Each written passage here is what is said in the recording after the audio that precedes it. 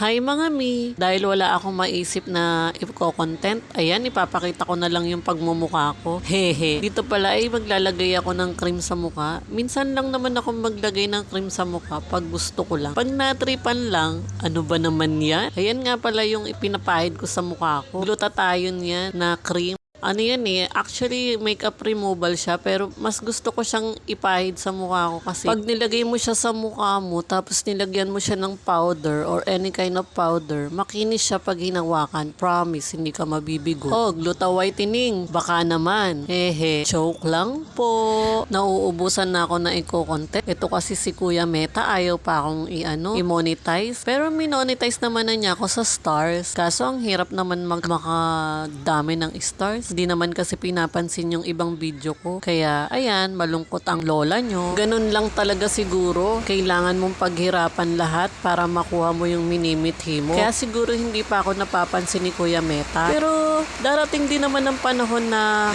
gaganda rin yan.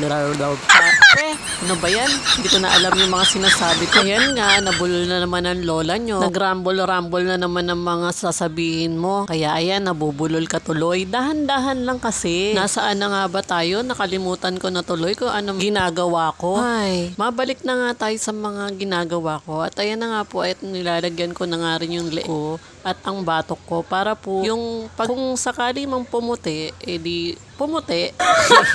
Hindi naman, kailangan lang po kasi pumantay siya, di ba? Ang pangit naman po kung sa mukha lang yung maganda tapos pagdating dun sa leeg at batok, dugyutin ba? Ganun ba mga mi, di ba? Ang pangit naman ng sagwa, maputi yung mukha mo, maitim yung leeg at batok mo, di ba? Ayan na naman, bubulol naman ako. At after ko nga i-apply yung cream, pinatuyo ko naman siya ng small fan ko. Ayan, para naman hindi malagkit, di ba? Pagka nilagay mo yung powder, kasi kapag naglagay ka ng powder tapos medyo basa-basa pa siya, mamumuo yung powder mo. Hindi siya magpapantay. Kaya kailangan ko muna siyang patuyuin. At after ko nga patuyuin, tiningnan ko kung tuyo na, maglalagay na ako ng powder. Ayan po yung ginagamit kong powder. O, Jolly, baka naman.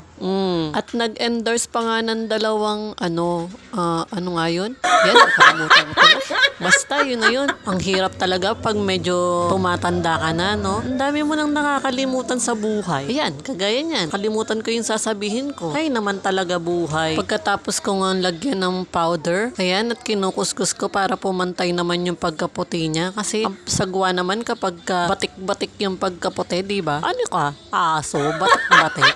O siya, ayan, inaayos ko na yung powder na nilagay ko sa mukha ko. Pinapantay ko na para naman maging maayos at maganda naman yung pagmumukha ko. O, diba? O, ayan, o, guys, may nagbago pa. Diba? Wala. Bukas na lang. Bye! See ya!